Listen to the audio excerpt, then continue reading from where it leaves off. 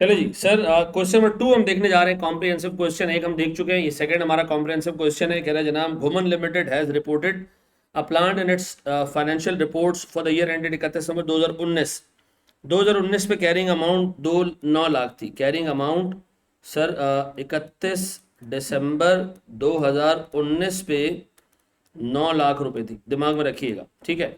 फिर इसकी remaining life 6 साल थी, ठीक है जी। The company has been informed by one of its planning managers that at 31 December 2020 the asset is impaired. तो बोला भाई 31 दिसंबर 2020 पे आके 1 साल बाद आने के 1 साल आगे आने के बाद एक प्लानिंग मैनेजर ने कहा भाई तुम्हारा तो एसेट इम्पेयर्ड है। हमने उसकी टेस्टिंग शुरू की। अब बताओ हमारा फ्यूचर ईयर क्या होंगे, 21 22 23 24, ठीक है जी, 25, 5 साल, 6 साल की लाइफ अगर हमारे पास 2019 में है, तो 2020 के एंड पे इसकी 5 साल लाइफ रह गई होगी। डन। फिर आपको नीचे सर डिटेल दी हुई है सेल्स की, सेल्स के यूनिट्स भी दिए हुए हैं और सेल की प्राइस भी दी हुई है। लेकिन अगर आप देखें तो यूनिट 2024 और 25 में अब बढ़ गए, तो नीचे हमें ज़रा देख देख के चलना पड़ेगा। एक यूनिट की वेरिएबल कॉस्ट 2021 में यानी पहले फ्यूचर ईयर में 90 है, और हर साल ये 10% से बढ़ेगी, ठीक है जी। फिक्स कॉस्ट 4,85,000 रुपये है, और इसमें डेप्रिसिएशन शामिल है, और ये 5% से बढ़ेगी। तो पहली इंफॉर्मेशन हमारे पास सेल्स की आ गई, दूसरी इंफॉर्मेशन वेरिएबल कॉस्ट की आ गई, तीसरी इंफॉर्मेशन फिक्स कॉस्ट की आ गई। सर वो कह रहा है इंटरेस्ट कॉस्ट 40,500, हम सबको पता है कि इस पे तो लानत भेजनी है, उठाना ही नहीं है, देखना ही नहीं है, ठीक है जी। फिर company is expecting to upgrade the plant, future overhauling, ठीक है जी, एक्सपेक्टेड है। और सर ये ओवरऑलिंग कब होगी, 2023 के एंड में होगी, 2 मिलियन रुपए देके। सर नहीं, हमने इसको भी क्या करना है, इग्नोर, इग्नोर इंटरेस्ट, इग्नोर, फिर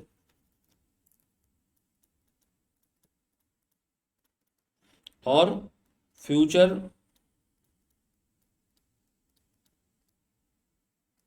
ओवरहॉलिंग, इग्नोर एनुअल डिमांड। 2024 और 25 में 16,000 यूनिट बढ़े हुए ओवरऑलिंग की वजह से। उसने कहा ओवरऑलिंग के बाद जो ये यूनिट डिप होते जा रहे थे एकदम से बढ़ जाएंगे। नहीं सर, ना हमने ओवरऑलिंग को लेना है, हमने इसमें से भी क्या करना है, 16,000 माइनस करने, हमने इसमें से भी क्या करना है, 16,000 माइनस करने। डन।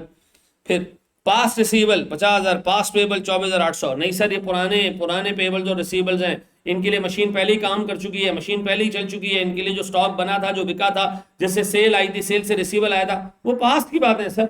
पैसे सिर्फ अगले साल मिलेंगे, इससे एसेट का कोई ताल्लुक नहीं। इवन अगर मैं एसेट बेच भी दूं तब भी ये पैसे मुझे पे करने और रिसीव करने। इग्नोर। इनकम टैक्स मट्टी पाए sir, past receivable and payable, ठीक है जी। Inflows due to overhauling, tax, कौन सा tax, income tax, ignore. Fair value कह रहा है दिसंबर 2020 पे 8 लाख है, और कॉस्ट टू सेल 1,40,000 है, और प्री टैक्स डिस्काउंट रेट 10% है, ठीक है जी। आए जरा दोस्त, सबसे पहले काम करते हैं, मैं इसमें कुछ चीज़ें जो है वो आपको पेन से कराऊंगा, कुछ एक्सेल पे करा दूंगा। मुझे बताएं सबसे पहले मेरे पास कैरिंग अमाउंट कितना है सर एसेट का एट 31 दिसंबर 2019, ये है 9 लाख। इसकी लाइफ 6 साल है, तो सर इस पर डेप्रिसिएशन आया होगा ईयर 2020 का, 6 से डिवाइड करूँ तो 1.5 लाख रुपए बनता है। 1.5 लाख, इसका मतलब है मेरे पास carrying amount at 31 December 2020 would be 7.5 lakh रुपए। डन। अब मैंने निकालना है सर वैल्यू इन यूज, ऐसा, या पहले निकाल लो fair value less cost to sell. हाँ बाबू, फेयर वैल्यू गिवन है, हाँ सर गिवन है, आखिरी पॉइंट में गिवन है, आखिरी पॉइंट में कितनी है, 8 लाख। बेटा ये वीडियो आप पॉज करके ना सॉल्व करके देखेंगे, हाँ? 8 लाख। फिर कॉस्ट टू सेल गिवन है, हाँ सर 1,40,000।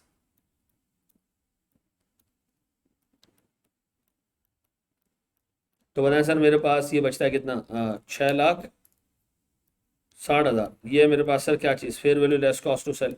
अगर मैं इस एसेट को इस्तेमाल करूं तो मुझे क्या निकालना पड़ेगा, वैल्यू इन यूज। और वैल्यू इन यूज के लिए यहाँ काफ़ी सारा डाटा आपको अवेलेबल है, तो मैं वैल्यू इन यूज को कैलकुलेट करवा रहा हूँ एक्सेल के ऊपर, ताकि मुझे कम टाइम लगे, आपका भी टाइम सेव हो, हमारा भी टाइम बचे, ठीक है।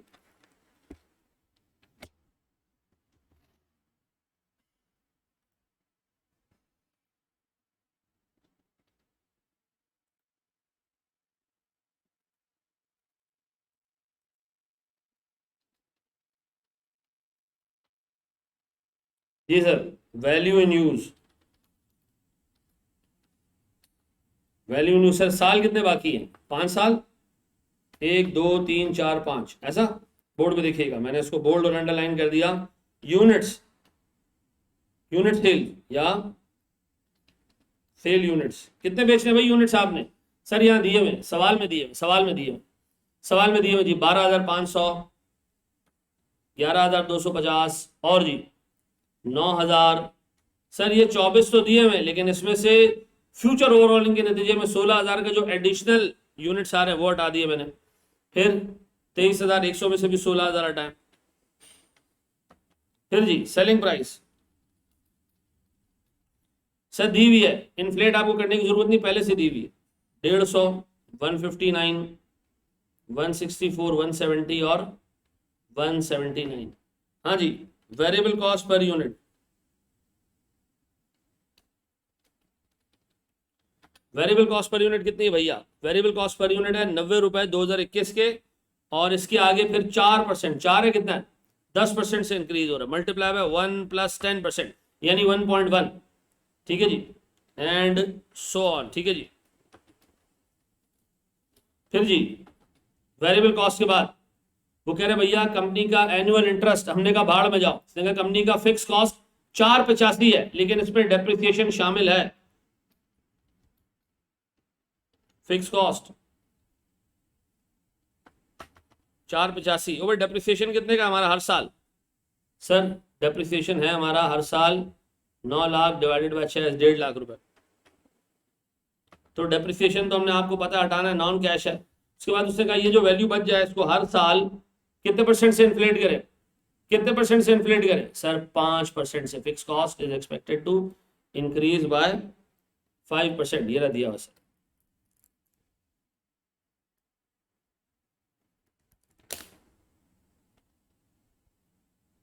फिर इसको इंक्रीज करें 1.05 एंड सो ऑन, ऐसा। फिक्स कॉस्ट आ गया, और तो कुछ नहीं है, पास रिसीवेबल काट दिया, पास पेबल काट दिया, एवरीथिंग एल्स खत्म। अब मैं निकाल रहा हूँ सर कैश फ्लोज, मैंने अभी तक वर्किंग की थी, अब मैं निकाल रहा हूँ जेन्युइन कैश फ्लोज।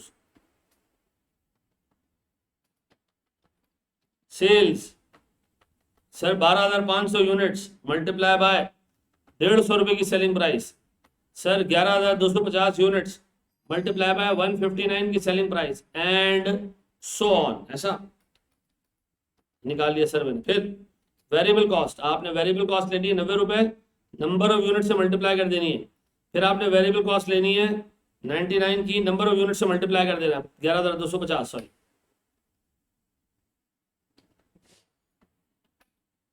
और ये हर साल इसी तरह वैल्यू निकलेगी। फिर फिक्स कॉस्ट, सर वो तो दी हुई है एज इट इज, ले लें सर, कितनी, 335 एंड समथिंग, ऐसा जी। अब मुझे एक बात बताओ, कोई और चीज मिस की है? सर हमने आई होप और कोई चीज मिस नहीं की है, तो मैं इनका टोटल कर रहा हूं।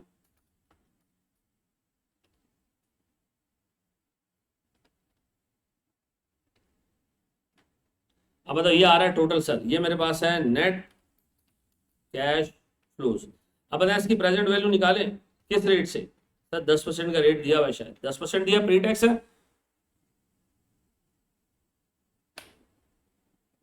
हाँ जी 10%, क्या करूं, दिस डिवाइडेड बाय 1 + 10%,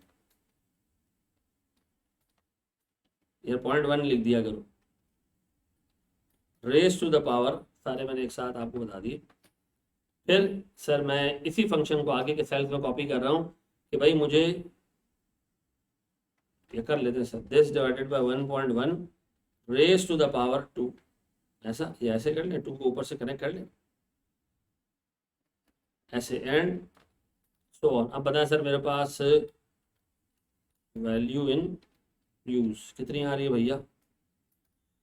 सर ये आ रही है 7,04,371 रुपए। ठीक है जी, अब मैं लेके जा रहा हूँ सर इसको, अच्छा ऊपर वाला पार्ट हमारा था, ठीक है, नीचे वाला पार्ट हमारा कैश हुआ।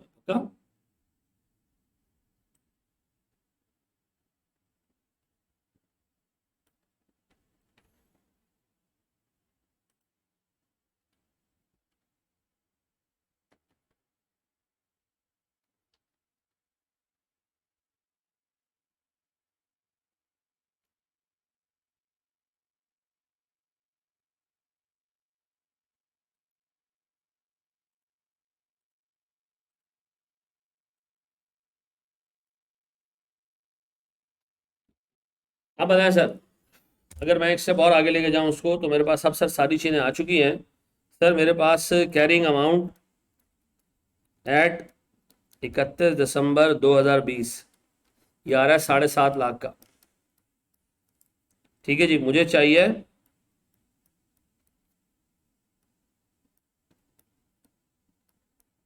रिकवरेबल अमाउंट, और उसके लिए मुझे चाहिए value in use and fair value less cost to sell. Value in use तो आ गया सर 7,04,371। जो कॉस्ट टू सेल है, fair value less cost to sell, वो कितनी है सर? वो है 6,60,000। तो बताएं इन दोनों में से हायर कौन सा है? सर 7,04,000। ये क्या बन जाएगा सर मेरा? वैल्यू इन यूज क्या बन जाएगा मेरा? Recoverable amount. कितना जी? अब बताएं सर, मेरे पास कोई इम्पेयरमेंट इन केस मौजूद है सर? 45,629।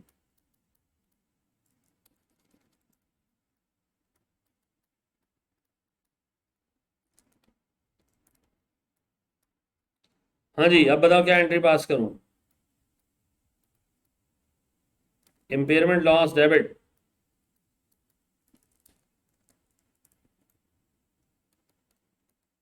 और सर पीपी या provision for impairment loss credit कितने से?